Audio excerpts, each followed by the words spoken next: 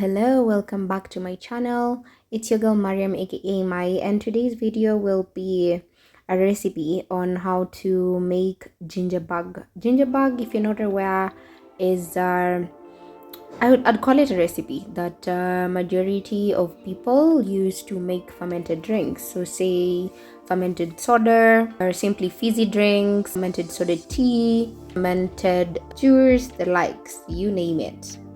Actually quite healthy because it's very rich in probiotic, which is really good for your gut health. Anyway, let's get into the recipe. So as you can see here, I have a bunch of ginger freshly washed. I had soaked it in some water for a day or so, and this helped in really cleaning it. And then I also have with me sugar, as you can see. We will then proceed to either dice or grind our ginger. This is as per your preference. Personally, I decided to just dice them into smaller pieces. The essence of ginger as a main ingredient in this recipe is ginger provides natural wild yeast and beneficial bacteria which kickstarts fermentation. Fresh and peeled ginger is the best since the skin contains most of these microbes. Ginger also contributes its characteristic flavor and slight spiciness. On the other hand, the essence of sugar acts as the primary food source for wild yeast and beneficial bacteria. As they consume the sugar, they produce carbonation and beneficial compounds. The sugar is not for you, but for the microbes in the ginger. So most of it gets broken down during fermentation, so worry not. I managed to get a bowl of ginger, as you can see. You might need this much, but basically you'll need about 2 tablespoons of ginger for the actual mixture and 2 tablespoons of sugar. This could be brown, white, organic, any that you prefer, and then some water. And the measurement here is about 500 ml. So 500 ml, you would put 2 tablespoons of ginger again and 2 tablespoons of sugar.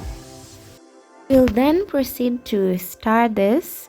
So the essence of stirring is making the ginger bug be able to incorporate oxygen, which supports the growth of wild yeast and benefits bacteria, as this is needed for fermentation. It also ensures the sugar is evenly distributed, giving microbes a consistent food source, and helps prevent mold by keeping ginger particles submerged and mixed.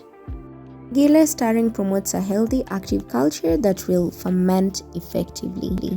After that, you can proceed to store your ginger bug in a loosely covered jar. So I would possibly suggest like a mason jar, and then on top of that mason jar, we're going to place either a cloth or like a serviette, and then loosely cover it. And then feed it once a week with equal parts grated ginger and sugar and a bit of water, though I wouldn't necessarily say that the water aspect is as necessary. So maybe just add a tablespoon or 2 tablespoons rather of ginger and sugar every day.